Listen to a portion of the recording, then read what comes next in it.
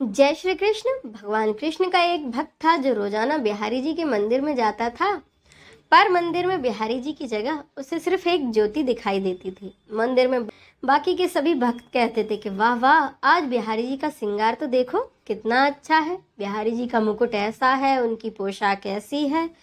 तो वो भक्त सोचता था कि बिहारी जी सबको दर्शन देते हैं पर मुझे नहीं देते, मुझे तो केवल एक ज्योति दिखाई देती है। वह रोजाना मंदिर में आता, हर दिन ऐसा ही होता।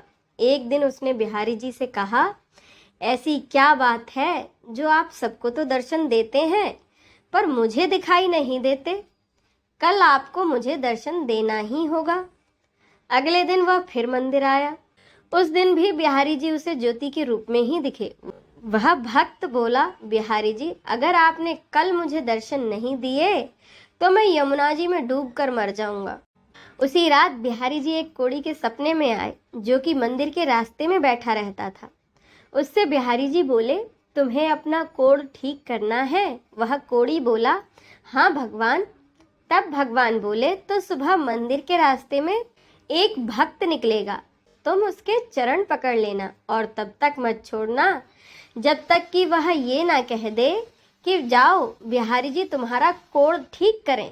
अगले दिन वह कोढ़ी फिर रास्ते में बैठ गया। जैसे ही वह भक्त निकला उसने उसके चरण पकड़ लिए और वह बोला, पहले आप ये कहो कि मेरा कोढ़ ठीक हो जाए, तभी मैं आपके चरण छोड़ूंगा।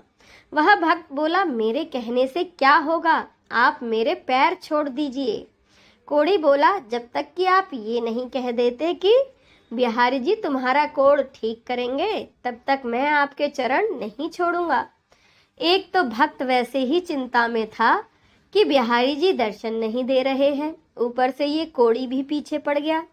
तो वह झुंझलाकर बोला, जाओ ठीक है, बिहारी जी तुम्हारा कोढ़ ठीक करें।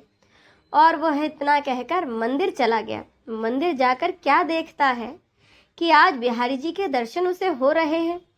तब उसने बिहारी जी से पूछा, अब तक आपने मुझे दर्शन क्यों नहीं दिए थे?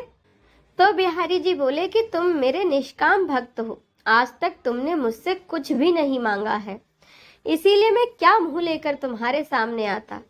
बाकी यहाँ सभी भक्त कुछ ना कुछ मांगते रहते हैं, इसीलिए मैं उनसे नजरें मिला सकता हूँ, पर तुमने आज तक मुझसे कुछ नहीं मांगा।